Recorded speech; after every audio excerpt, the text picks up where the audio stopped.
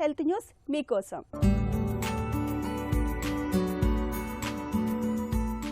ఈ తరం అమ్మాయిలు పెళ్లి పిల్లల విషయంలో పక్కా ప్రణాళికతో ఉంటున్నారు. ఒత్తిడి తగ్గించుకోవడం, పోషకాహారం తీసుకోవడం, విటమిన్ల లోపాలని భర్తీ చేసుకోవడం, ఇలా అన్ని విషయాల్లోనూ తగిన జాగ్రత్తలే తీసుకుంటున్నారు. ఇది నిజంగా అభినందించాల్సిన విషయమే. అయితే చాలా మంది తేలిగ్గా తీసుకునే విషయం ఇంకొకటి ఉంది. అదే నోటి ఆరోగ్యం. దానికి దీనికి సంబంధం ఏంటంటారా? ఉంది.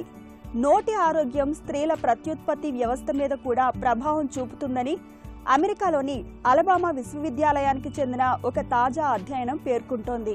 ఒకవేళ మన చిగుళ్లలో సమస్యలంటే రక్తం కారడం, వాపు, దుర్వాసన లాంటివి ఏవైనా ఉంటే అవి శరీరంలో వాపును ప్రేరేపిస్తాయి. ఫలితంగా హార్మోన్ల మధ్య సమతూకం దెబ్బతింటుంది.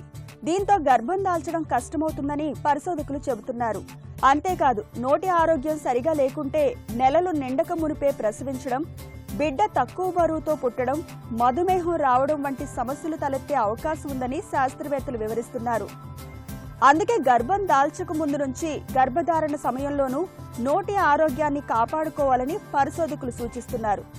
నోటిని ఆరోగ్యంగా ఉంచుకునేందుకు రోజులో 2 సార్లు బ్రష్ చేయడంతో పాటు పళ్లలో ఇరుక్కున్న ఆహారం పూర్తిగా బయటకు వెళ్లేందుకు సాయపడే ఫ్రాసింగ్ ని ఒక అలవాటుగా మార్చుకోవాలని వారు చెబుతున్నారు. ఈ జాగ్రత్తలు దంతాల్ని, చిగుళ్లను చక్కటి ఆరోగ్యంతో ఉంచుతాయి. అయితే ఈ దంతధావన అలవాట్లు అమ్మాయిలకే కాదు, భాగస్వామికి కూడా అవసరమేనని పరిశోధకులు తెలిపారు.